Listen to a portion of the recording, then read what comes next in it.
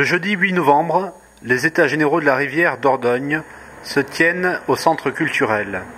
Élus locaux et régionaux confirment l'élan donné par l'UNESCO à une synergie de professionnels autour de l'eau. Le bassin de la Dordogne est désigné réserve mondiale de biosphère au terme de ses 20 ans de travail.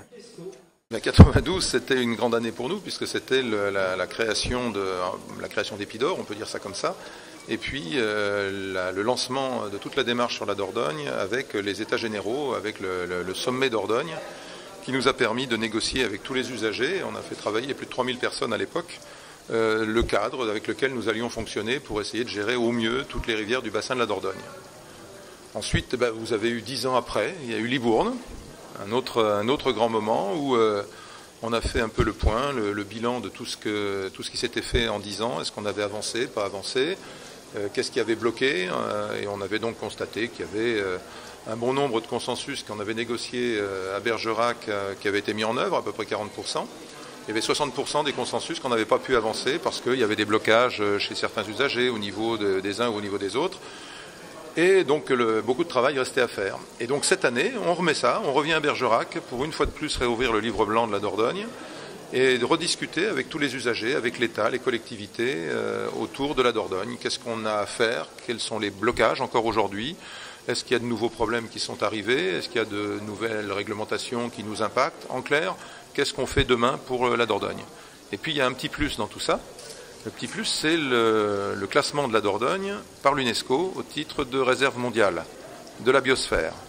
Donc c'est un programme qui s'appelle Hommes et biosphère et qui dit bien ce qu'il veut dire. C'est-à-dire qu'en gros, l'UNESCO récompense sur le bassin de la Dordogne le travail qui est fait depuis maintenant très longtemps et qui a abouti à ce que ce bassin de rivière, ces cours d'eau, soient encore d'une qualité acceptable, soient une bonne qualité même. Il y a encore des poissons migrateurs, il y a de la loutre, on peut se baigner encore partout dans la Dordogne, on y fait du canoë. Bref, c'est un lieu de vie où, ma foi, la qualité est encore respectée. Et donc c'est un peu ce que l'UNESCO a souhaité souligner dans ce label. Parce que Epidor, c'est l'eau, c'est quoi? Vous savez, l'eau, c'est toujours, la qualité de l'eau, c'est le résultat de l'aménagement du territoire. C'est-à-dire qu'en gros, c'est le résultat de toutes les politiques qu'on mène en matière industrielle, en matière d'urbanisation, en matière d'agriculture. Et l'eau qui coule, elle a la qualité que toutes les autres activités veulent bien lui donner. Donc si on a encore une bonne qualité, c'est que quelque part, les activités n'ont pas trop abusé de cette ressource précieuse. L'UNESCO a suivi ce projet depuis le début? Mais non, puisque nous, on était attachés à l'UNESCO depuis le début, puisqu'il y a 20 ans, on s'était dit, mais ça serait bien qu'on obtienne ce classement. Bon, on a mis 20 ans pour à la fois le demander, se décider à le demander, et puis bâtir tout le dossier, aller convaincre tous les gens de l'UNESCO que ce qu'on avait fait, ma foi, était intéressant pour servir de modèle un peu à ce qui se passait à l'extérieur. Donc l'UNESCO a finalement accepté notre dossier, l'a étudié, on a eu des échanges, on a travaillé. Et puis finalement, au niveau international, on a été accepté. Bernard Cazeau joue un rôle important aussi, et depuis pas mal de temps déjà. Eh bien, c'est tout simplement le président, donc bien sûr qu'il joue un rôle important. Si on n'avait pas eu la dynamique de toutes les collectivités territoriales, poussée par le sénateur Cazeau, on n'aurait bien évidemment pas obtenu ce label, parce que quand je vous disais Hommes et biosphère, ça veut dire voir comment les élus qui, depuis la loi de décentralisation, agissent sur ce territoire, ont agi. Et le résultat, finalement, c'est un milieu qui reste encore un milieu de très grande qualité.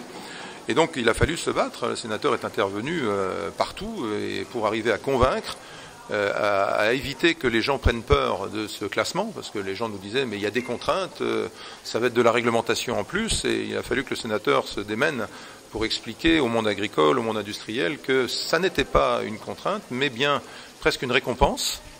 Et là, bien sûr, les élus se sont très sérieusement battus là-dessus. Ouais. Epidor commence politiquement ou commence pour bien faire? Epidor a commencé politiquement, c'est une décision politique, puisque c'est les 6 présidents de conseils généraux qui ont décidé de s'associer pour créer Epidor. Donc c'est un organisme qui est géré par les élus. Donc c'est un organisme, si vous le qualifiez de politique, c'est pas le bon mot, puisque toutes les tendances politiques se retrouvent au sein de l'établissement. Mais au sens gestion de l'environnement, gestion de la cité, oui, c'est un organisme qui est géré par des politiques, par des élus, oui. pour dire plus fortement, disons que c'est une volonté politique que l'eau soit conservée, gardée au mieux. C'est évidemment une volonté politique parce que depuis 20 ans, les élus ont soutenu l'établissement, l'ont fait grossir. On est donc vraiment dans une action politique. Mais vous savez, la gestion de l'eau, c'est de la politique. Hein. C'est le résultat de l'aménagement du territoire, je vous le disais. Donc ça, c'est bien au centre de débat à caractère politique. Oui. Alors quand il y a un meeting, quand il y a des réunions, des salons, des séminaires, c'est énormément de professions qui se rencontrent. Ah bien là, aujourd'hui, vous avez plus de 500 personnes qui sont regroupées dans la salle, vous avez toutes les professions, vous avez tous les usages de l'eau, vous avez l'État, vous avez les collectivités territoriales, vous avez les loueurs de canoës, les pêcheurs, les chasseurs, enfin tous les usages de l'eau sont représentés, tous les partenaires, tous les acteurs de la gestion de l'eau. Vous savez, la gestion de l'eau, c'est un phénomène très complexe. Et on hésite souvent à rentrer dedans parce que pour les gens, ça devient trop complexe. Mais là, aujourd'hui, tous ces gens-là sont rentrés dans cette complexité avec leurs techniques, avec leurs envies, avec ce qu'ils ont à dire, et c'est ça qu'on venait chercher. Quant au domaine de la recherche et du développement sur aller plus loin dans l'étude de l'eau, comment ça se situe par rapport à une équipe d'R&D, comme on dit ? Les choses sont simples. Ici, vous avez aussi des universitaires qui participent. Vous avez aussi des étudiants qui sont ici, qui travaillent. Donc le lien avec la recherche, le lien avec les universités est évidemment fait. Epidor travaille beaucoup avec l'université de Limoges, avec l'université de Toulouse. Et on a un peu ce mandat-là de ne pas séparer la gestion du territoire des recherches qui peuvent se faire sur la gestion de l'eau, mais comme sur l'aménagement du territoire. Donc on est un peu une sorte d'interface, si vous voulez, entre le monde de l'action et le monde de la recherche.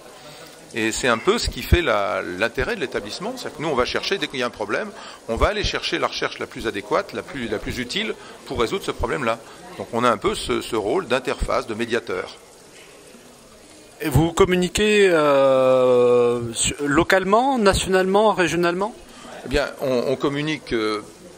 On ne peut pas dire que on n'a pas de service communication, on informe beaucoup, on édite des petits journaux, on essaye d'informer.